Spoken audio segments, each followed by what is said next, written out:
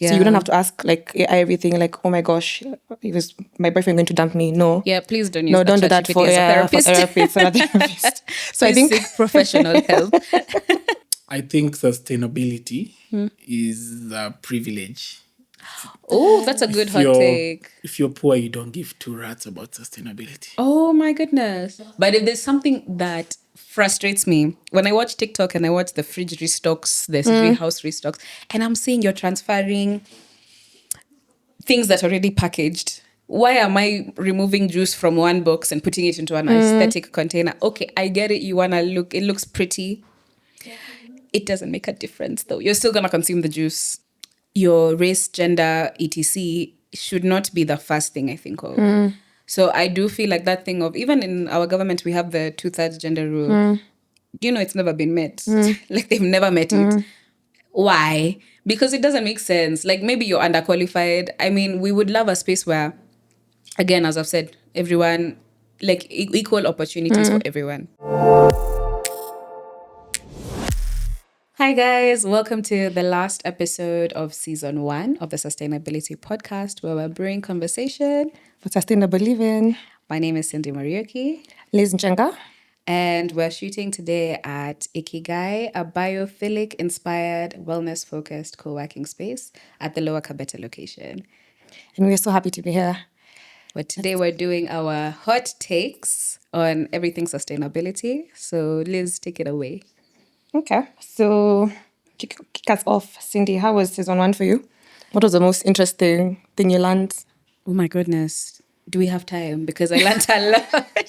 Oh, did you learn anything? No, I Are you planting trees did. first? Are you planting trees? No, I still have my reservations about tree planting. Sorry, guys. Maybe tree growing. But I'm also a city girl, so I don't think I can. Okay. I don't have a shamba somewhere. If you're willing to give me a shamba, I'll come and plant trees for you. In this economy, no. Yeah, but I learned a lot, I think. Like, I didn't know so much about, and we'll talk about fashion, but I didn't know how much textile waste actually existed in Kenya.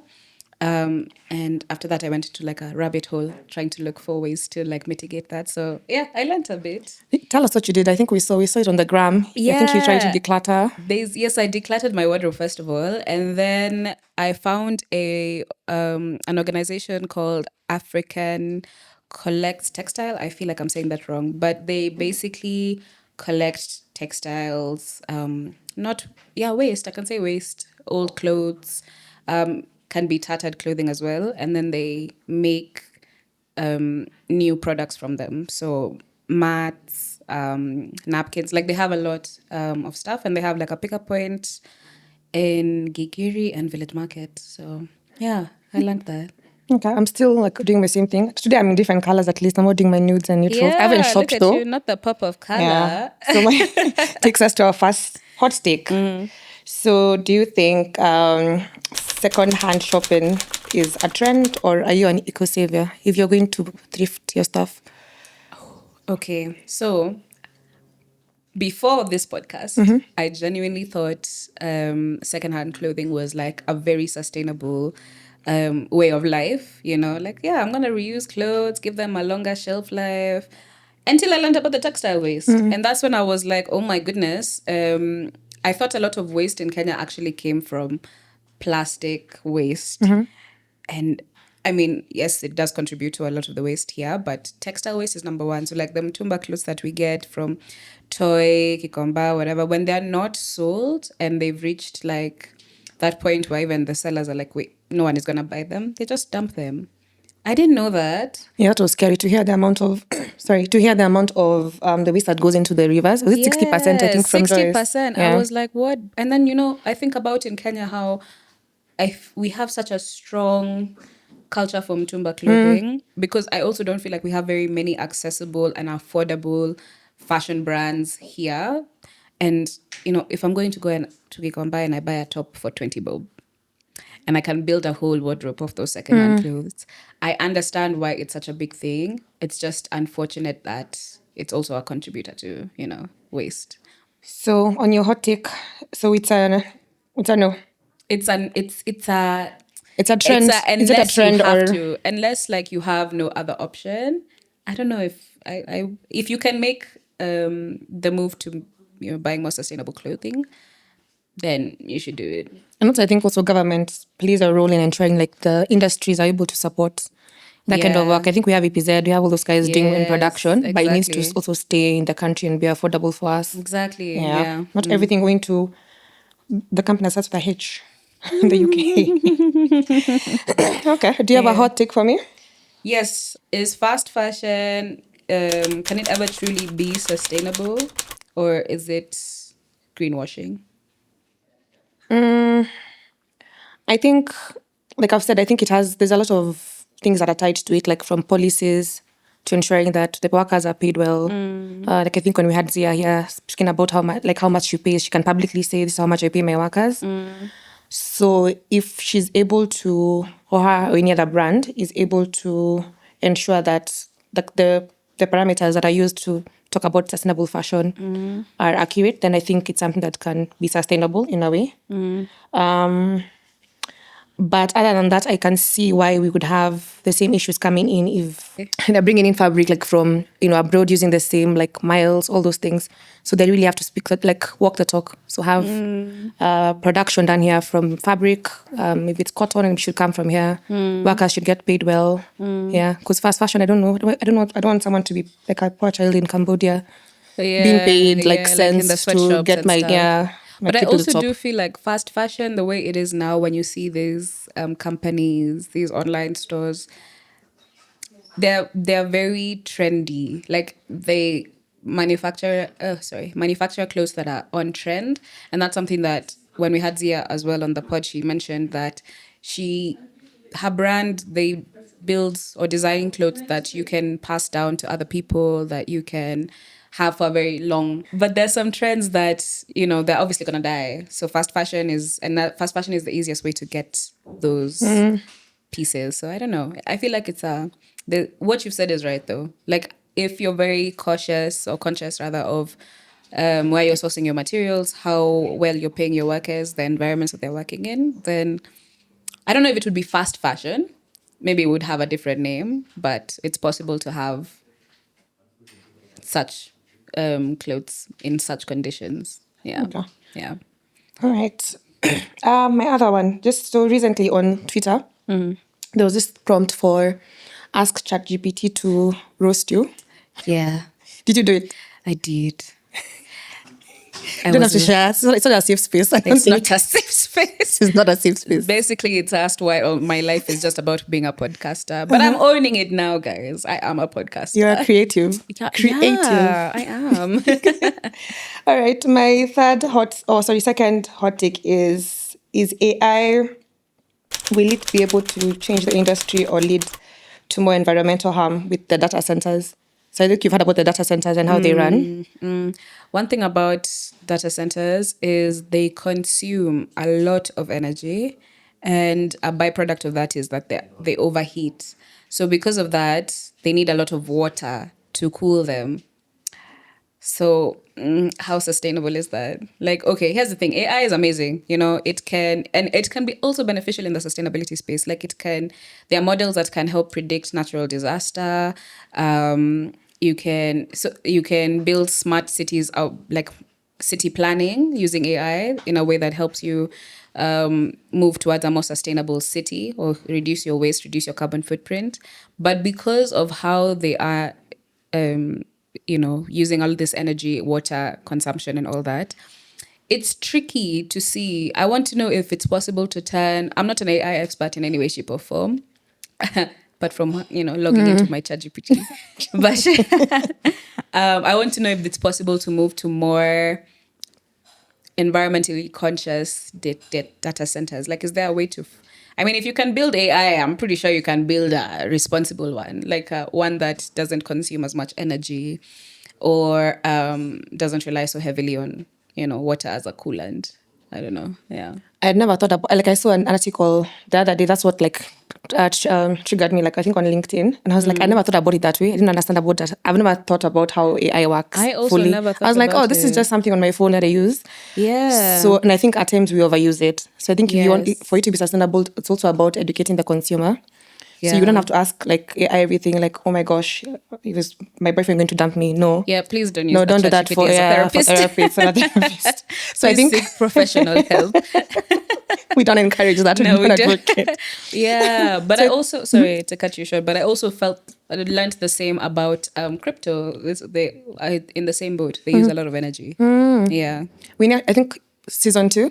We have season 2. You'll tell Yes, us at the end of this episode. yeah. Yeah, we do season 2. Maybe we should have someone in tech explaining these things a bit more Yes, I detailed. do think so. I do Okay. think so. Do you have another hot take for me? Yes, of course. In line with tech, do you think tech companies should be more forthcoming or accountable for their carbon footprint, especially with their AI models?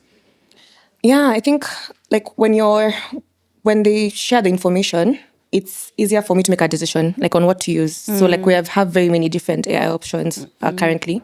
Like the ones I use, of course, for me, I'm like a freebie. I want to use the free ones. But if I'm investing in paying extra for extra support, then I would also expect that those resources are used to offset their carbon and also in a sustainable way, ethical way. We don't want them to come and say they've bought a forest in Africa somewhere and do all that. So they need to be able to do it and be transparent around it. Yeah. And also I think just ethical in how they're using the resources. You can't just take money and then you're not offsetting as well. And they also do have, at the end of the day, they still have like the corporate Social responsibility. yeah, exactly. So they should be willing to be forthcoming with that. Why would you hide it? I feel like that would make me question. I think like what are they doing? Giving schools like 1 computer or 3 computers? Some internet. Yeah, some internet. They need to be serious about their offsetting. Able tell us, guys, if you work in tech, please reach out to us. We want to know. Don't hang us. We don't know. It's a hot take. It's a hot take. All right. So I have one for you. Back to CSR. Okay. So should companies be required the same thing? Should companies be required to disclose their carbon footprints?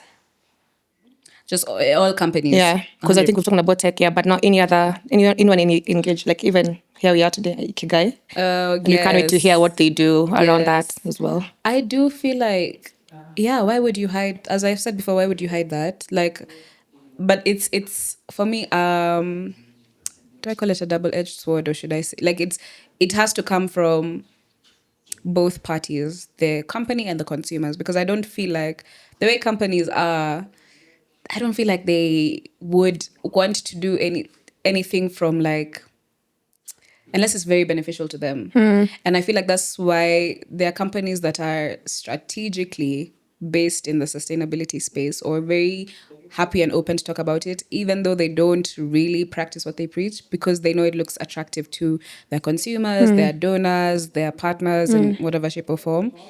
But it's also up to the consumers to now say like, I want to be more sustainable. And that also comes with purchasing from sustainable brands. So if this brand isn't disclosing how much carbon they emit or what they're doing to mitigate their footprint, that should also set off alarms to them. Like, why is it?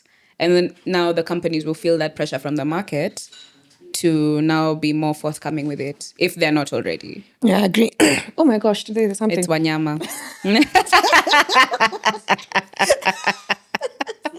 It's you, friend. We have a special guest.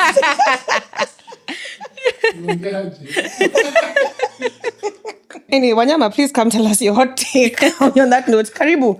You keep talking. Just you keep come. talking behind the scenes. Karibu. Will you come? Will you sit here? Taring. I don't need to sit. Second. Okay. Let me join here. Introduce yourself. My name is Wanyama. I'm the sponsor. Artistic direction. No, He's no, no, literally yeah. manifesting. I produce their content. So my hot Yes. take. I think sustainability is a privilege.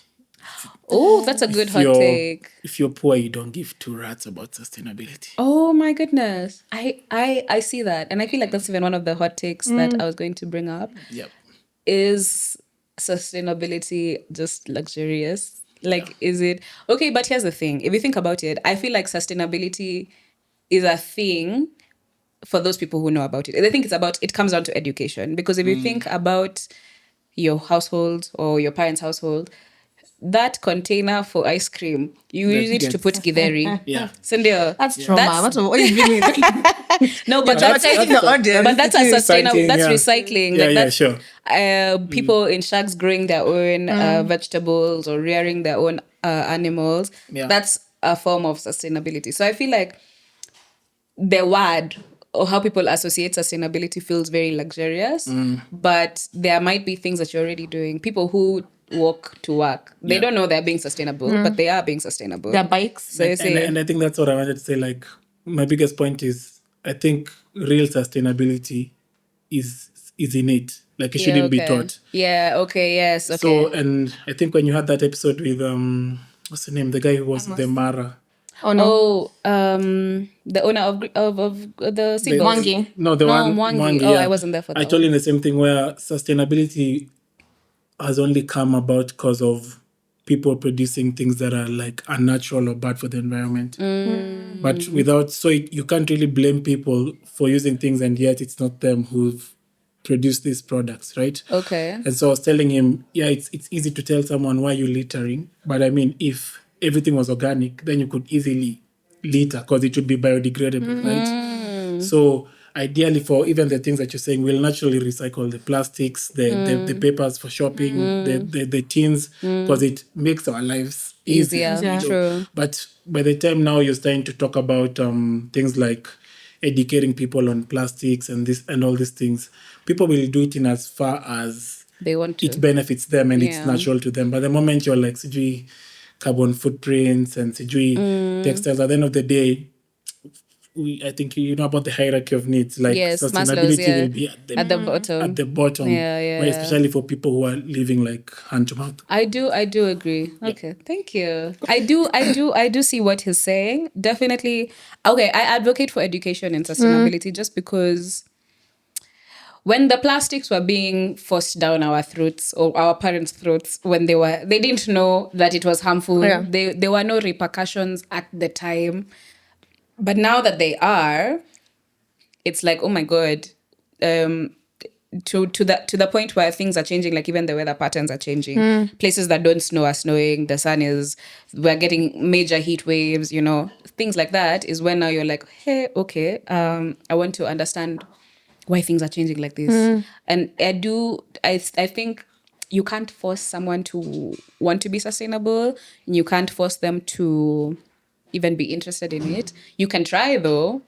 But you have to also find something that's very relatable to them. If I go to Shags and I tell them to buy a bamboo toothbrush, be so serious. They'll be But looking at me they're already like, doing the one, yeah, like, with the meaty. stick, Yeah. So they'll just be like, They've been "No, on it for what are you with-" years. Exactly. So they'll Yeah. ask me, even what the are you- charcoal. Like I see, like charcoal being sold now. It's been overpriced. It's been My mom taught me how to, like, when the sufuria is burnt, you use charcoal to remove it.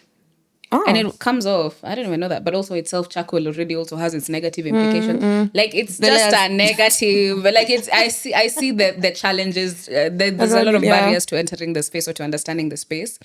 And that ties into another hot take I have actually about zero waste living. Do you think it's an unrealistic dream? That was a mouthful, or a necessary future? Yeah, back to just what Professor Onyama has told us.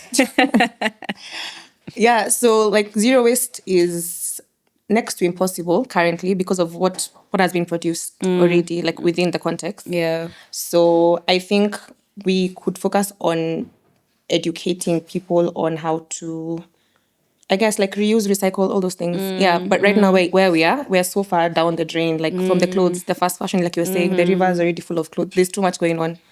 But then now the day-to-day education of knowing what to do, like, can we please use the ice cream containers? Yes. As opposed to having those aesthetically, Aesthetic oh my ones, gosh. man. Let me tell you something that pisses me And the off. juice. I'm What's the juice so one? sorry, friends.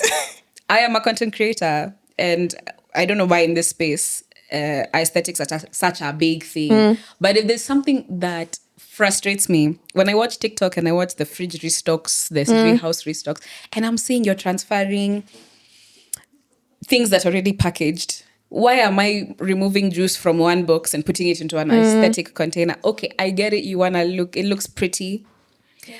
it doesn't make a difference though. You're still gonna consume the juice. It looks nice, but I just don't feel like I've gone out and I've bought little containers, many to put my spices.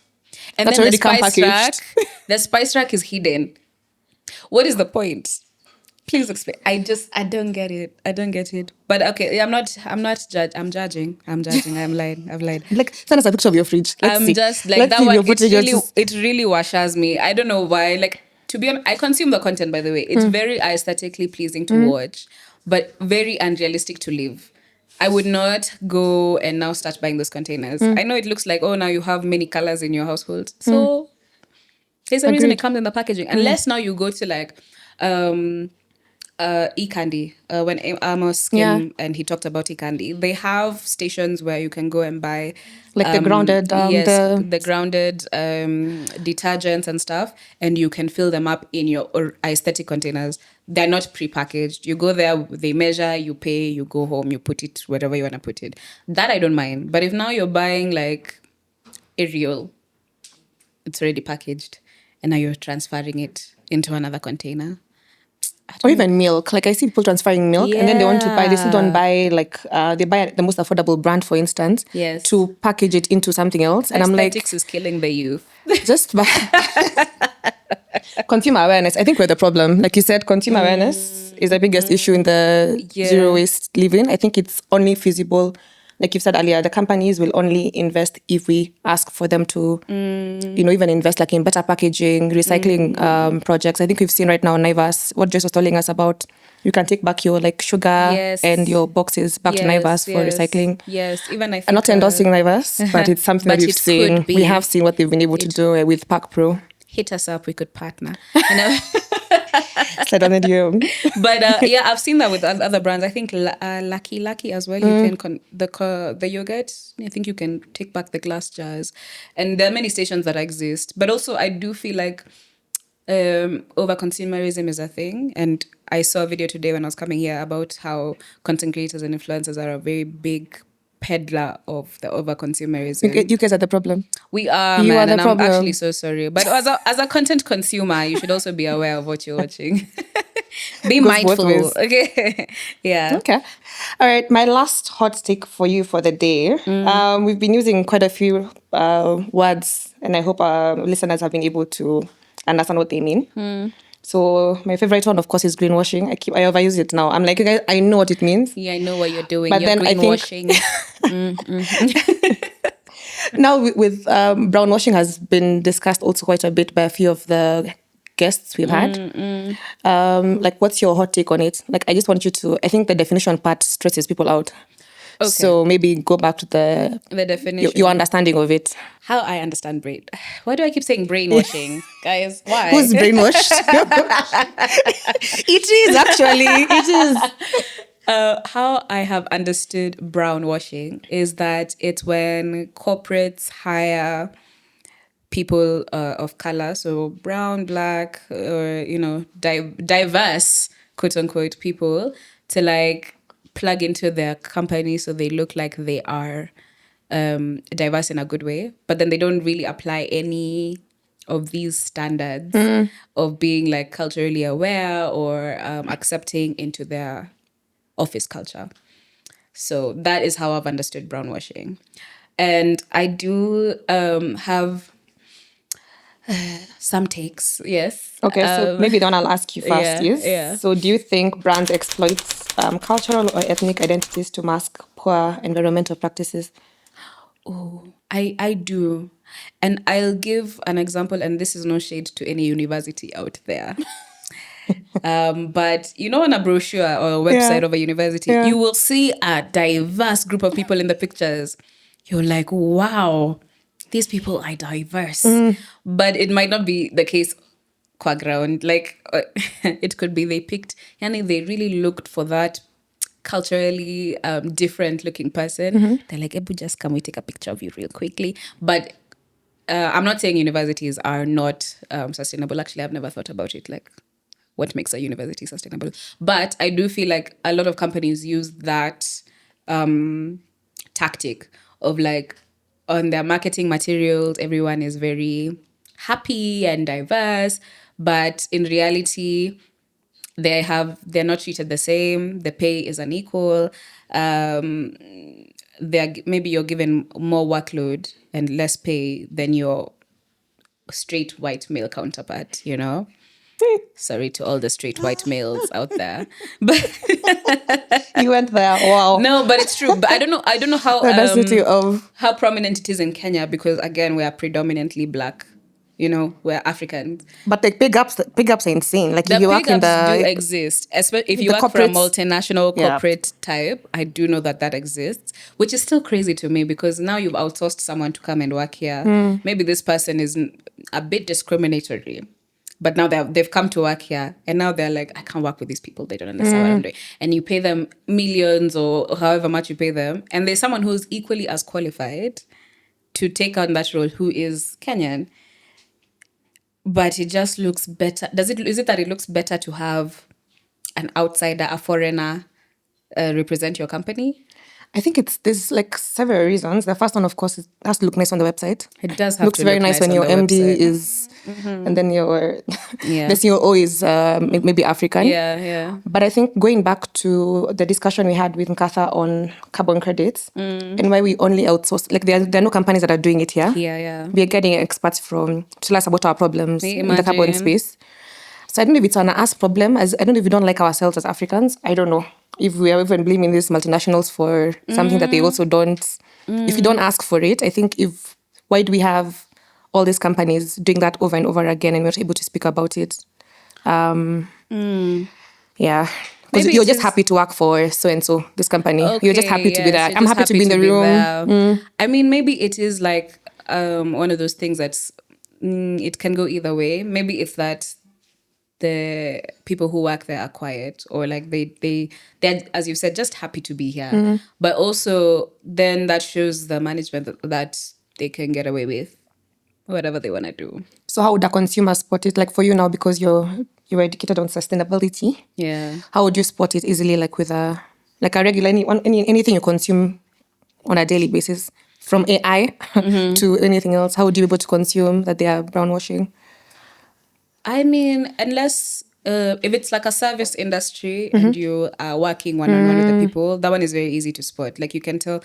Let me tell you one thing about workers. I feel like in any job, you can tell when a person is unhappy when by the way they speak to you. Like you can tell. Like if you came and asked me about a previous job of mine where I was in the trenches unhappy, it's like, how is it working here? Then they say, and you already have your answer. You're like, oh, okay, it's not so good for you. So you can kind of tell by the interactions you have. But you can, if it's product based, I think that one is more tricky. Like if you don't interact with the company, you're just buying the product. I think that one is a bit harder. I feel like you'd have to do research. But to what Wanyama said, how many people are really interested in being educated on that? So it's tough. It's tough. Like the other day I saw Greenpeace on LinkedIn talking about a company that for the longest time I thought was, up to standard, whatever. And then it's owned by a conglomerate. So did I not go and do a deep dive? And I'm like, oh my That's God. normally the worst thing to do. I You own normally so feel like many I products never- from this place. I am shocked and confused. Your entire life. Oh, I hated it. But yeah, so sometimes it's like maybe do it if you're okay giving up products that you use every single day. Like I have to change the detergent I use, man. Let's move again back to the consumer. I think Yeah. back to it. Like I think I've liked what all our guests have said. It starts with us. Yeah, like the it same does. things. If you do the research on where you get your daily beverage, if it's your coffee or if it's your tea, who do they employ? How many employers they have? How many women are working there? How many youth are working there? Just those like normal decisions. You use your AI for good to find out some It's true, information, just but a basic analysis. How many times, especially in the economy that we're in now, how many times are you going to, how many times are you going to such a brand? Especially Sure. now because people are very price sensitive. Tell me I go about to I don't I'm have always like brand the cheap- loyalties anymore. And we've talked about this before. We Fast don't have... detergents, I'm always like, it's like let me see, the it's ones like- at the it's like a bottom of new, the fresh shelf. You're roll. like, it has a discount. They come 2 in 1. That's what I'm... maybe Because they on have the apps, horrible... when you're on the apps, I'm like, what's the discount on they this have one? the I want, discount. give me 4. And they might Love have it. horrible practices, but Yeah. because we're so driven by price now, Yeah. it's also very hard. Like it's like an extra step that you don't really want to think about. So I understand people not wanting to do it. Like I'm telling It's you, a privilege to do it. It's a is a privilege to It do is it, a like we were privilege. taught today. But if you are intentional about it and you would like to know where you're buying your products from, then definitely do a search. Like you will find, you will either find all the information you're looking for, or you won't find it. And if you don't find it, that should be your red flag. And I think another thing too, maybe like for consumers, always try and affiliate them with like local associations. So if they're part of something like for example, we've had Pakro before, part of KEMSA. It's normally easier to, not KEMSA, KEPSA. Okay, yeah. If they're part of such associations, then it's Yeah. easier to track down what they do, like on an industry level. I think that's a tip I'd give. Yeah. But I think, again, who has the time to do all that work? But we need to have the time. We need to have the We need time to to go and have the ask, time. yeah, these guys, what do your members do? What are they doing about this and this? Exactly. Yeah. Okay. Any more hot takes? I think that's it from me. Do you have any? I'm I done. think that's it. Yeah. So that was nice. I think we've learned a lot. I know. From each other, even And from we even our need, guests. and we even need Wanyama Yeah, professor our in. producer who is not into the sustainability space. How? Please don't send us an invoice. Just do it because you actually like the I pod. have one last question for you guys. So Wanyama has asked us about on the same topic of brown washing, if basically if we have a problem with that, because it's technically like you're hiring people to be diverse, but don't we want diversity? Same way that we want inclusivity of women in roles. So is it that we're complaining about affirmative action, or like we're disagreeing with affirmative action? Personally, The real hot take. the realest hot take. I don't know. I feel like yes, I would love a scenario where a workplace or just anywhere in general is diverse, both in terms of gender, color, any type of distinction that we have that exists. But I also do feel like if I was a business owner, I want people who are the best of the best. And that doesn't mean that they are based off their education and their experience. But for me, it also means like the capability of like, you know, things like working in a team. Are you trainable? Are you willing to learn? Like there's so many things that for me, your race, gender, etc. should not be the first thing I think of. So I do feel like that thing of, even in our government, we have the 2/3 gender rule. You know, it's never been met. Like they've never met it. Why? Because it doesn't make sense. Like maybe you're underqualified. I mean, we would love a space where, again, as I've said, everyone, like equal opportunities for everyone. We want the equal opportunities. But the reality is that you might be a black woman and there might be a white man going for the same role, and the white man outperforms you not because of his race and his gender, but also just based off his merit. And I've seen some people who are doing something called blind interviews.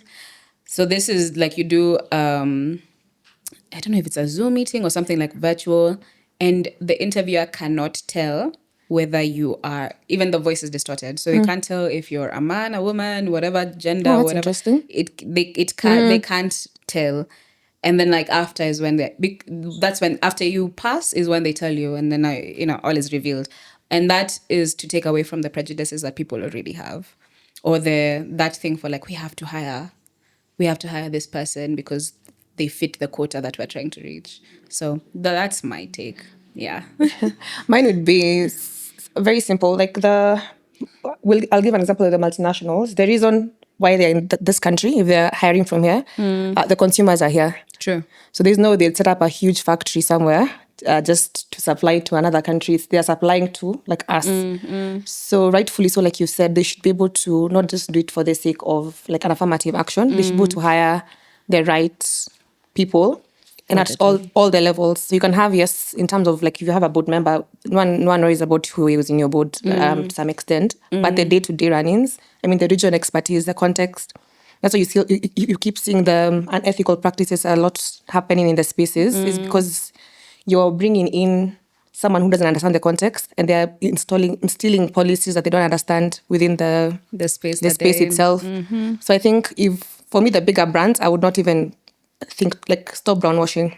Like hire in-country staff, invest their resources back, because I think the idea is also for more industries to come up. That can only happen if there's people at all levels being trained. And then that will be able to have other industries come up or expertise to go. Because we have very few people who are, as the medical people or guys. There's very few who like in tech, of course, in tech because it's everywhere. Yeah. Like other in manufacturing, we're not taking out people from Kenya. Why? We only stuck at particular levels. I'd say that it's a very hot take. Okay, no, Yeah. I actually do agree with you in terms of that, because you will find that there are places that the culture does not match, the work culture doesn't match the country or the location that they're in. So it's like you're telling us to do A, B, C, but us, we know how to do X, Y, Z. And if you're selling to us, you need to learn how to also do it X, Y, Z way. Yeah. So I agree with you there. So that's it from us. Thank you so much for tuning in to season 1. We really enjoyed the conversations we've had. And we have some very exciting news. So season 2 is coming up, and we are excited to announce an amazing partnership with Ikigai, who's hosting us today. So let us know on the comments below what kind of topics, who do you want to see on the pod, what kind of conversations do you want to hear, and if you agree on some of our hot takes as well. All right. Thank you for tuning in. Bye. Bye. We're done.